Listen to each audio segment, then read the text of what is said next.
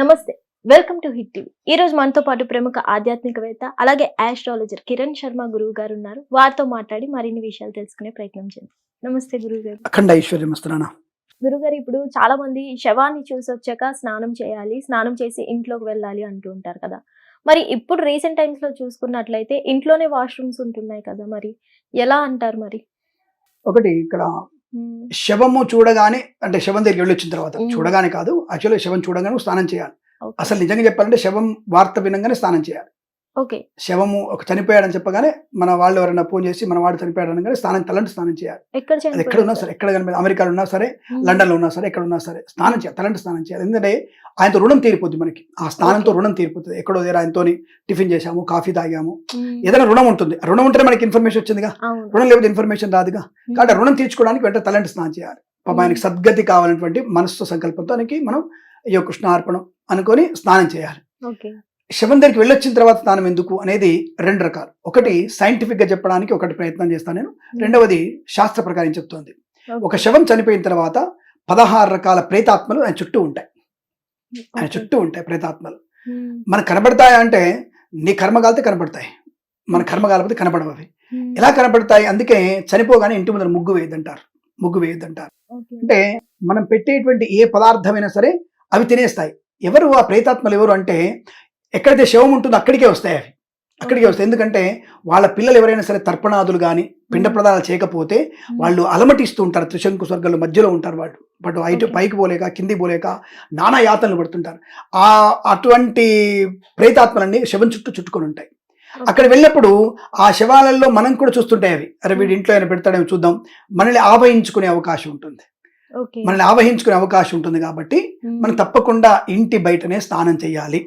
ఒకవేళ శవాన్ని చూడడానికి వెళ్ళినప్పుడు నేరుగా మీరు శ్మశానానికి వెళ్ళినా పర్లేదు, లేదా మీరు ఏదైనా హోటల్కి వెళ్ళి హోటల్లో స్నానం చేసి వచ్చినా పర్లేదు. అంటే హోటల్ వాళ్ళకి అంటితే పర్లేదా అంటే, అక్కడ సముదాయం, అది సాముదాయకమైనటువంటి స్నానగది.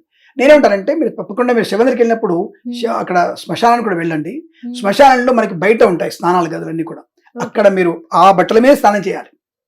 ఆ బట్టల మీద స్నానం చేసేసి గట్టిగా పిండుకొని ఆ బట్టలు వేసుకొని ఆటోలోనో కార్లోనో ఇంటికి వచ్చేసేయాలి. ఇంటికి వచ్చిన తర్వాత వీలైతే మనకి ప్రతి ఒక్క ఇళ్ళ అపార్ట్మెంట్లో కింద వాచ్మెన్ రూమ్, ఒక మామూలు రూమ్ ఉంటుందిగా, ఖచ్చితంగా ఉంటుందిగా. లేదు అని మీరు ఇందాక ప్రశ్న అడిగారు, ఖచ్చితంగా వాచ్మెన్ రూమ్ కింద ఉంటుంది. వెళ్తున్నప్పుడే వాచ్మెన్ చెప్పండి, నేను వచ్చినప్పుడు స్నానం చేస్తాను, నువ్వు నీళ్లు పెట్టని చెప్పేస్తే వాచ్మెన్ ఏమంటాడు, సరే అయ్యా మీరు రండి అయ్యా అని చెప్తారు. వెళ్ళి ఆయన రూమ్ లో స్నానం చేయొచ్చు. అంటే వాచ్మెన్కి ఎఫెక్ట్ పడదా? వాచ్మెన్ రూమ్ బయటనే ఉంటుంది బాత్రూమ్. కాబట్టి ఖచ్చితంగా వాచ్మెన్ ఆయన ఉండే రూమ్ చిన్నది కాబట్టి బయటనే వాష్రూమ్ కడతారు. కాబట్టి లోపల ఉంటే తప్పకుండా నీ ఇంటికి వచ్చేయాల్సిందే. అప్పుడు నువ్వు పోయి నువ్వు వాచ్మెన్ కి అంట కట్టొద్దాన్ని.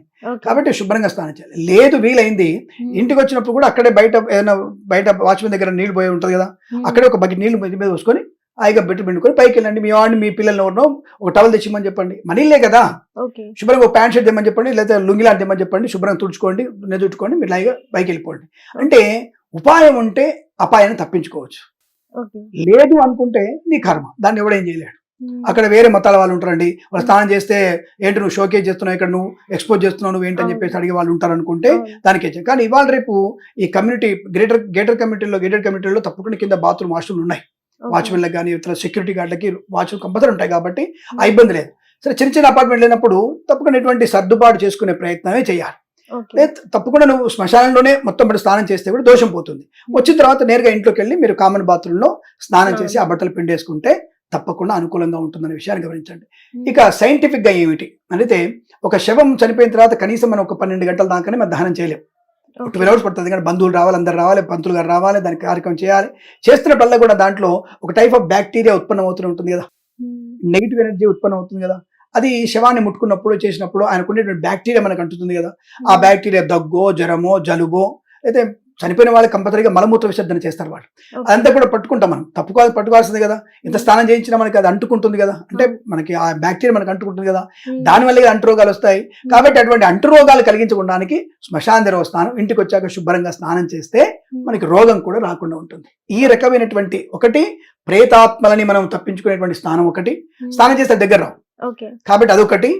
మనము బ్యాక్టీరియా రాకుండా, ఇటువంటి ఇతరుల నుంచి సంక్రమించే రోగాలు రాకుండా మనం చేసేటువంటి స్నానం వల్ల మనకి ప్రశాంతం ఉంటుంది. ఇది ఏ మతం అయినా చేయాల్సిందే, హిందువులే చేయాలా, ముస్లిం చేయాలా, క్రిస్టియన్ చేయాలా ఉండదు. ఏ మతం అయినా సరే ఇవి తప్పకుండా ప్రతి ఒక్క వ్యక్తికి ప్రేతాత్మను చుట్టుకొని ఉంటాయి. ఓకే. వాడికి ప్రేతాత్మలకి పైన వాడు తెలియదు, దీని క్రిస్టియనా ముస్లిం వాడు తెలియదు. ఓకే. వాడు మనిషి వచ్చాడు, వాడికి అంటుకుంటాయి అవి. ఓకే. కాబట్టి ఒక్కొక్క మతంలో ఒక్కొక్క రకమైనటువంటి శవదహనాన్ని, శవంని ఖననం చేయడం లాంటివి ఎక్కువగా ఉంటాయి. అలా చేయడం వల్ల స్నానం చేస్తేనే మనకి ప్రశాంతత ఉంటుంది, లేదా రోగాలు రాకుండా ఉంటాయి, లేదా అనేక రోగాలు వచ్చేసి మళ్ళీ మన ఇంట్లో శవం లేస్తుంటే అర్థం ఇదే. అంటు రోగము, భయము, ప్రేతాత్మలు పట్టుకోవడం వల్ల ఇంట్లో దరిద్రం సంభవించడము, పిల్లలకి చికాకులు ఇవ్వడము, ఇవన్నీ కూడా జరిగే అవకాశం ఉంటుంది. కాబట్టి ఈ కారణం చేతనే ఆడవాళ్ళని శ్మశానం రానివ్వరు. శ్మశానానికి వచ్చి మళ్ళీ వాళ్ళ స్నానం ఎక్కడ చేస్తారు, అయినా కొంతమంది స్నానానికి వెళ్తారు, వెళ్ళి స్నానం చేస్తారు కొంత ఆడవాళ్ళు కూడా. ఇక్కడ ఆ పడిబిడ్డతోనే వస్తారు, పచ్చిబిడ్డలతోనే ఇంటికి వచ్చేస్తారు వాళ్ళు, గట్టిగా పిండుకొని పచ్చిబిడ్డలతో ఇంటికి వచ్చి మళ్ళీ స్నానం చేస్తారు వాళ్ళు. కాబట్టి ఇట్లా మనకి 2 రకాల ప్రమాదాల నుంచి బయటపడడానికి శవాన్ని చూసిన వెంటనే, శవాన్ని ముట్టుకున్నా కానీ, శ్మశానికి వెళ్ళినా కానీ తప్పక స్నానం చేస్తే మనకి ప్రశాంతత. 3వది ముఖ్యమైనది, రుణానుబంధం తొలగిపోతుంది. అంటే వాడిని చూసి వాడి దగ్గరికి వెళ్ళి నమస్కారం చేసుకొని, ఆవిడకి కానీ ఆయనకు కానీ నమస్కారం చేసుకొని, ఆయన సద్గతులు పొందాలి నీకు, అంటే మంచి స్వర్గప్రాప్తి పొందాలని కోరి నమస్కారం చేసుకొని వస్తే, ఆ నమస్కారం చేసుకొని శవం కాలిన తర్వాత, అంటే కపాల మోక్షం అంటారు దాన్ని, తల పగిలిపోతే కపాల మోక్షం అవుతుంది. ఆ కపాల మోక్షం అయిన తర్వాత అప్పుడు స్నానం చేయాలి అందరం మనం. అంటే అక్కడ మన రుణం తీరిపోతుంది అనే విషయం. ఎవరికి ఉంటుంది మిగతా రుణాలు? ఆ ఇంట్లో ఉన్నటువంటి ఎవరికైతే చనిపోయిన వాళ్ళ పిల్లలకు మాత్రం రుణం 12 రోజుల వరకు ఉంటుంది. వాళ్ళు మాత్రం దీక్షలో ఉంటారు, మిగతా వాళ్ళ దీక్ష అయిపోతుంది. కాబట్టి మనం స్నానం తప్పకుండా చేస్తే రుణం కూడా తిరుగుతుంది. ఇలా 3 రకాల విషయాలున్నాయి కాబట్టి మనం తప్పకుండా శ్మశానానికి వెళ్ళినా, శవాన్ని ముట్టుకున్నా స్నానం చేయాలని చెప్పబడింది. గురుగారు, మీరు ఇందాక చెప్పారు కదా, ఫోన్ లో విన్నా సరే మనం స్నానం చేయాలి అని. సో కొంతమందికి చనిపోయిన ఎన్నో రోజులకు తెలుస్తుంది కదా, ఎప్పుడు తెలిసినా సరే స్నానం చేయాలి. అప్పుడైనా అరే 2 నెలల క్రితం చనిపోయాడు వాడు అని ఫోన్ వస్తుంది, అమెరికాలో ఉన్నా అందలేదు, లేదా రష్యాలో అందలేదు, మనకి వెంటనే తెలిసినప్పుడు 2 నెలల తర్వాత తెలిసిన అనుకోండి, అరే ఎప్పుడు చనిపోయాడు రా అనగానే శుభ్రం ఫోన్ పెట్టి శుభ్రంగా తలంటి స్నానం చేయాలి. ఎప్పుడు తెలిసినా సరే, సంవత్సరంలో ఎప్పుడు తెలిసినా స్నానం చేయాల్సిందే. ఓకే. అంటే గురుగారు మీరు చెప్పారు కదా, ఇప్పుడు ఏ మతంలో అయినా సరే చనిపోయిన తర్వాత శవం దగ్గరికి వెళ్ళొచ్చిన తర్వాత స్నానం చేయాలి ఎవరైనా సరే. వారు ముస్లిమ్స్ లో అలా కాకుండా స్నానం చేసే వాళ్ళు వెళ్తారు కదా. అదే అంటారు నేను, ఒక్కొక్క రకమైనటువంటి ఇది ఇప్పుడు చెప్పిన సైంటిఫిక్ గా మీకు అర్థమై ఉంటుంది.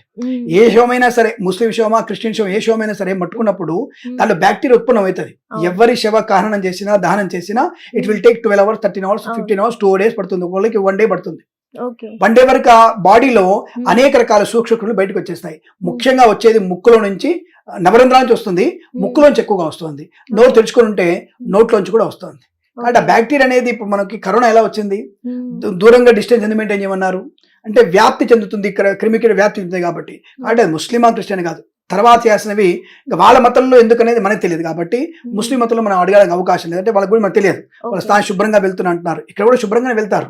ఇక్కడ వీళ్ళందరూ కూడా శుభ్రంగా స్నానాలు చేసి, విభూతులు పెట్టుకొని, గంధాలు పెట్టుకొని, శవానికి కూడా స్నానం చేయించి, శవానికి స్నానం చేయించి, కొత్త వస్త్రాలు వేసి, పులదండ వేసి, ధూపము, దీపము, అగరబత్తి వేసి, హోమం చేసి అప్పుడు వెళ్తారు వీళ్ళు ఇక్కడి నుంచి. వీళ్ళు ఇంకా శుద్ధిగా వెళ్తారు. వీళ్ళు అక్కడ వాళ్ళు స్నానం చేసి వాళ్ళు శుద్ధిగా వెళ్తారు. ఎవరు వెళ్ళినా సరే తర్వాత స్నానం చేసే ప్రక్రియ మీకు చెప్పాను, రుణం తీరిపోవడానికి ఒక ప్రక్రియ ఉంది. మరి వాళ్ళ దాంట్లో ఏదో రుణం తీరుతో మనకు తెలియదు, అంటే వాళ్ళ మతానుసారంగా మనకు తెలియదు. కాబట్టి శవాన్ని ఖననం అయిన తర్వాతనే స్నానం చేయాలి, అప్పుడే బంధం విడిపోతుంది. బంధం విడిపోదు కదా. ఈ ప్రేత బంధము, అంటే ఈ శవాన్ని కూడా ప్రేత అంటారు, ప్రేత రూపంలో ఉంటాడు ఆయన. అంటే 12 రోజుల వరకు ఆయన అక్కడే తిరుగుతూ ఉంటాడు.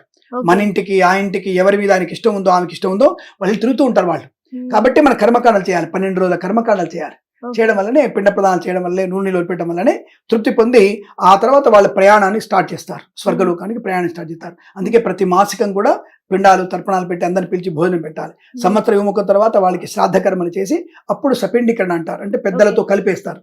అప్పటి నుంచి వాళ్ళ సంవత్సరం ఒక రోజే మనం వాళ్ళకి అన్నం పెడతాం, అది పిండ ప్రదానం చేస్తాం. కాబట్టి ఎవరైనా సరే శవ దహనం కరణం తర్వాత స్నానం చేయాల్సిందే. అలా చేస్తేనే బంధం విడిపోతుంది, లేదా బంధం అట్లాగే ఉంటుంది. గురుగారు, ఇందాక మీరు చెప్పారు కదా, ఒక శవం ఉంది అంటే ముగ్గు కూడా వేయరు అని. కొంతమంది వంట చేయరు, స్టవ్ ముట్టించరు, వీటన్నిటికీ సంబంధం ఉంటుంది? తప్పకుండా ఉంటుంది. అంటే చెప్పా కదా, ప్రేత అనేది ఎవరింట్లో అక్కడ ఏం కనబడితే తినడానికి వచ్చేస్తుంది. కాబట్టి ఊళ్ళల్లో మీకు బాగా గుర్తుపెట్టుకోండి, ఊళ్ళల్లో ఒక శవం కనుక, అంటే ఒక మరణం జరిగితే మాత్రం స్టవ్ వెలిగించారు ఎవరు, పిల్లలు కూడా ఎవరు, కానీ పాలు తాపిస్తారు పిల్లలకి. అంటే పాలు కాబట్టి వెనకకి పోయి పాలు కాబట్టి పిల్లలు తాపిస్తారు. కాబట్టి పిల్లల మీద ప్రేతాత్మ ప్రభావం ఉండదు కాబట్టి వాళ్ళు ఎవరు కూడా పోయి ముట్టియారు. ఆ ఊళ్ళో మొత్తం శవం వెళ్ళిపోయేంత వరకు ముట్టియారు వాళ్ళు. ఎందుకంటే అరే మనోడేరా, మనోడు చనిపోయాడు, అక్కడ మాల, మాదిగా, బ్రాహ్మణం చూడరు వాళ్ళు. అరే మనోడు రా, మన ఇంటి, మన గ్రామంలో రా చనిపోయాడు అని చెప్పి అందరూ అక్కడే ఉంటారు. అవును. అక్కడే ఉండి అక్కడే శవం పోయేంత వరకు ఏడుస్తూ బాధపడుతూ ఓదారుస్తుంటారు కాబట్టి ఎవరు కూడా స్టవ్ ముట్టించేటువంటి అవకాశం ఉండదు కాబట్టి ఊళ్ళలో చేయరు. ఇక పట్టణాల్లో ఎదురుగా శవం ఉంటే కూడా ఇక్కడ శుభ్రంగా చికెన్ మటన్ తినేటువంటి స్థాయికి దిగజారిపోయాం మనం. అవును. అంటే ఒక్కొక్కరికి లేకుండా పోయింది. అంటే ఒక బంధము, ఒక ప్రేమ, ఆప్యాయత, కనికరము అవి లేకుండా పోయినాయి. అదే మనకి పట్టణాల్లో పెరుగుతున్నటువంటి బీభత్సమైనటువంటి దౌర్భాగ్య స్థితి ఇదే. ఒకరి మీద ఒకరికి ప్రేమలు, వాత్సల్యం లేకపోవడం. కానీ గ్రామాలు ఇప్పటికి ఉంది, అది పాటిస్తున్నారు వాళ్ళు. అందుకే ముగ్గు వేయరు. ముగ్గు వేసిందంటే అక్కడ అన్నం వండితే ఆ ప్రేత అన్నం దగ్గరికి వచ్చేస్తుంది, అన్నాన్ని అది స్వీకరిస్తుంది.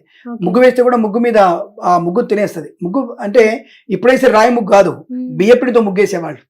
అందుకే బియ్యపిడి ముగ్గేస్తేనే ఆ ప్రేతలు వస్తాయి. రాయి ముగ్గు వేసుకోవచ్చా? రాయి ముగ్గే వేయకూడదు, ఆ దరిద్రం అది. రాయి ముగ్గు వేస్తే దరిద్రం ఇంటికి. రాయి ముగ్గు వేయకూడదు అసలు. రాయి పిండితో మనం వేయదు, రాయి అంటే స్టోన్ అది వేయకూడదు.